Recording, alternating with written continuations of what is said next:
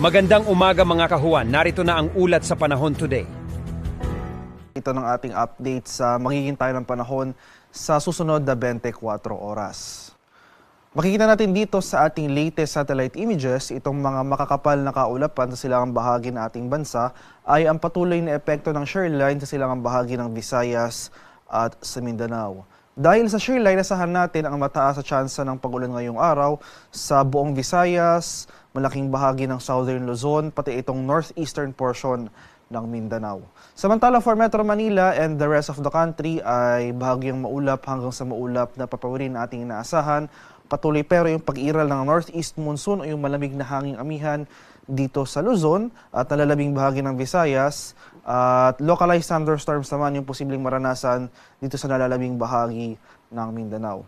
At sa kasalukuyan, wala pa naman tayong low pressure area na minomonitor pero patuloy yung ating pag-antabay o yung pag-monitor dito sa cloud clusters sa labas ng ating monitoring domain na kung saan sa mga sunod na araw ay hindi nga natin inaalis yung posibilidad ng mga cloud clusters na ito, yung mga kumpul ng kaulapan na posibleng maging low pressure area. So para sa karagdagang detalye para sa posibleng low pressure area or posibleng sama ng panahon by next week, inasahan natin na may isang low pressure area na posibleng mamuo ng ating monitoring domain sa mga susunod na araw at generally westward or west-northwestward yung paggalaw nito papalapit sa ating kapuluan. Na kung saan possible by later in the week ay makaapekto ito sa silangang bahagi o yung mga easternmost portions ng Visayas at sa Mindanao. So base sa ating latest tropical cyclone threat potential forecast, meron itong low to moderate chance na maging bagyo sa mga susunod na araw. So posible pang magbago yung mga senaryo sa ating susunod na araw regarding its formation at yung magiging epekto nito sa ating bansa. So patuloy yung ating pag-monitor sa mga succeeding weather updates na pinapalabas ng Pag-asa.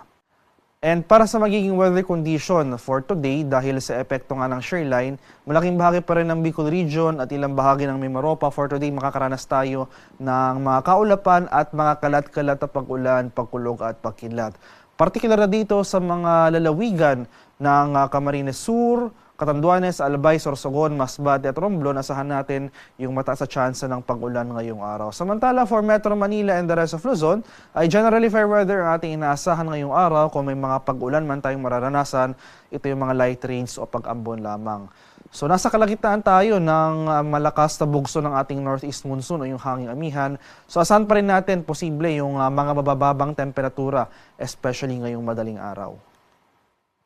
Sa areas naman ng Palawan, Visayas at sa Mindanao, dahil nga sa epekto ng shear line, buong Visayas maapektuhan nitong shear line for today. So mataas na tsansa ng mga kaulapan at mga kalat-kalat na pag-ulan ang ating inaasahan. Samantala sa area naman ng Mindanao, dito sa mga lalawigan or ilang areas ng Caraga and Northern Mindanao, particular na sa mga lalawigan ng Dinagat Islands, Surigao del Norte, Surigao del Sur, Agusan del Norte, Camiguin at Misamis Oriental, asahan pa rin natin dyan yung mataas na tsansa ng mga pag-ulan ngayong araw. So generally, eastern sections ng Visayas, Mindanao, as well as itong easternmost portions ng Bicol Region for today, maghanda po tayo sa mga banta ng flooding or landslides, lalong-lalo na kung tuloy-tuloy yung mga pag-ulan na ating mararanasan.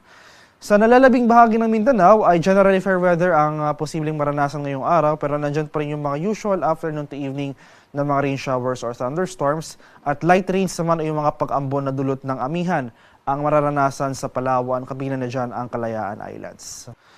Para naman sa magiging lagay ng ating karagatan for today, ay sa kasalukuyan wala po tayong nakataas na gale warning sa anumang seaboards ng ating bansa, pero iba yung pag-iingat pa rin sa ating mga kababayan na maglalayag dito sa northern and eastern seaboards ng ating bansa dahil posible tayong makaranas dyan ng katamtaman hanggang sa maalong karagatan.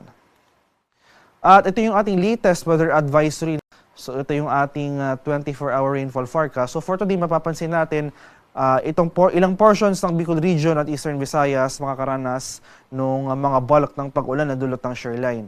So itong easternmost portions ng mga lugar na ito, particular na sa mga lalawigan ng Albay, Sorsogon, Northern Samar, Eastern Samar, Biliran at Leyte for today, ito yung mga lugar na pinakamaapektuhan ng mga malalakas sa pag-ulan na dulot ng shear line. Kaya sa ating mga kababayan over these areas, maghanda po tayo sa mga banta ng flooding at landslides at patuloy po tayo mag-monitor ng mga localized rainfall warnings or heavy rainfall warnings sa ating mga lugar.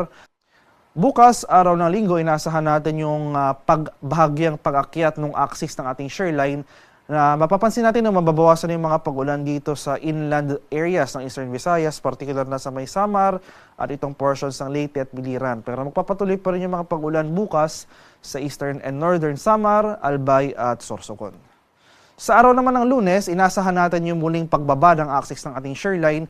So mababawasan na yung mga pag-ulan sa Bicol Region, pero makakaranas muli tayo ng mga pag-ulan dito sa eastern portions o itong northeastern portion ng Mindanao.